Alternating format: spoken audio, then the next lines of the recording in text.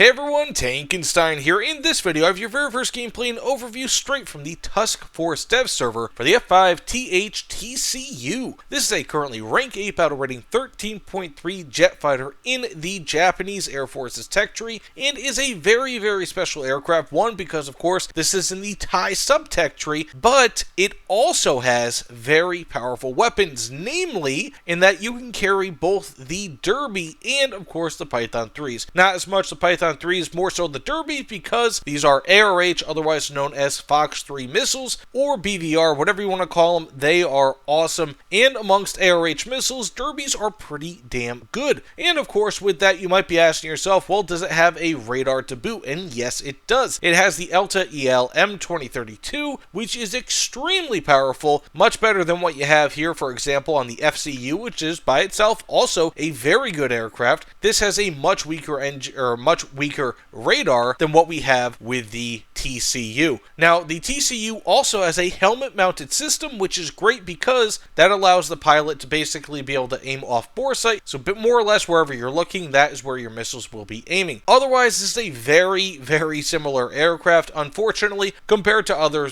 Tiger 2s, basically F-5Es, being that it has more or less the same exact countermeasure count. It only has the same exact engines, and unfortunately, you only have one 20mm cannon with this, as opposed to the two that you have with other vehicles. So, even though one 20mm cannon should more or less still work, it will be a drop in terms of close-in combat, which the F5s are known for. But at this BR, you don't really get as much close-in combat as you would at lower BRs. So that said, let's get into a few matches, see how this thing flies, but I'm really stoked. That said, let's get into it. So, of course, here we are with the F-5TH TCU. And, yeah, this thing is, of course, going to suffer pretty substantially from the fact that it has the same exact engines as a standard F5E at this BR, which thankfully, I mean, really at this BR, you're starting to see a focus more on radar and also, of course, missiles. And this thing does have very good missiles in the Python 3s, or if you'd like, I mean, I could see people changing them out for the AIM-9Ms,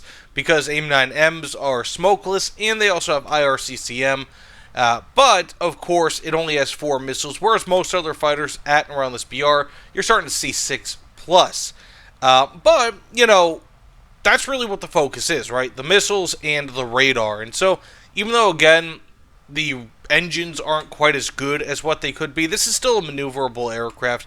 And if you ever find yourself in those situations where you need more maneuverability, you also have the helmet-mounted display, which is very, very useful. So we have an FA-18 up there. I'm going to go launch on him probably within about 20-ish kilometers. That way I can more so guarantee a hit. I don't really like launching my BVRs beyond 20 kilometers, just because the closer you are, the easier it is typically to actually hit the enemy. So we're going to move up a little bit. You know, I'm going to wait a little bit longer even. And 16 kilometers. That way, it's more or less within the radar range of the missile itself as well. It has a much better chance of actually succeeding. We have an enemy up there, it looks like. I think. Though I may be wrong. I'm going to go dive down a little bit here. I don't feel like dying. Okay, we hit him. Perfect. So that was the Derby. I could swear we have enemies up here. I may be wrong, though, but it looks like it at least. Okay, we have an F5 there. I'm going to go launch on him in a moment. Okay, we have the first strike. Yeah, we have an enemy up there. Let's go ahead and just kind of dive down a little bit. Hopefully, and I'm going to die. But that's kind of what you're going to expect at and around this BR. Also, I'm not necessarily the best top-tier player in the world. These videos are pretty much just so that you guys can have an idea, more or less what you can expect from these vehicles. And again, from my experience thus far, very limited experience, it looks like, actually, you know what? I may have actually hit that enemy player, or that F5 with that missile. At least that's kind of what that jump in points kind of indicated there. But from what I can tell you guys right now, it does seem like the F-5TH TCU, of course, its performance is mediocre at this BR, but do you need performance so much? No. Its missiles are very good, and its radar is very good, but it's also limited in missiles. So that said, let's just kind of jump into one more match. Oh, look at that. Got more damage against the enemy somehow. So let's go ahead and jump into one more match, see what we can do. So one kind of issue with the lack of performance on this vehicle is that you're going to have allies getting to the match well before you, which means that one, they're going to get the first kills, but two, and more problematically, I would say much worse, is that it's going to end up with your team kind of going into a match piecemeal. Because unless you could literally somehow coordinate the entire team to kind of go into a match together, you're just going to start getting picked off one by one, which really is not very good. So, that said, yes, I know I didn't have the TWS on before. That, in my opinion, is fine. It's not really a big deal. We're going to keep on moving up here. Unfortunately, it looks like the entire enemy team is just all bots. What you could expect from a from dev server. I'm actually surprised that there weren't entirely all bots last match I was in. So I'm going to go ahead and, just because I can, launch one derby on this guy here. I know it's a bot, but just to kind of show you guys more or less what these can do. Boom. Easy kill. And then, of course, I'm going to go in, hopefully not embarrass myself, and try to gun this guy down. Okay, we have ourselves the radar-assisted aiming. Okay, I embarrassed myself quite a bit there. But this also only has 120mm cannon, unfortunately. And we have ourselves the assist. Not too shabby, in my opinion. So let's just keep on moving on. The problem is, again, with all this, is that F-16I, he's going to get the pick of the litter. There's not really all too much I can do, unfortunately. I can certainly try to get more kills, and it seems like that guy definitely has close range focus, so I might be able to actually get an actual kill against a player, because while these are, of course, bots, like this guy here, this guy there, they are at least one step or two steps above those MiG-15s that I was shooting at before. So I'm going to wait until I get a better lock on this fella. You know what? I might even go for this guy here. Or, let's go for Borislav. Okay, we have ourselves a decent enough lock on him.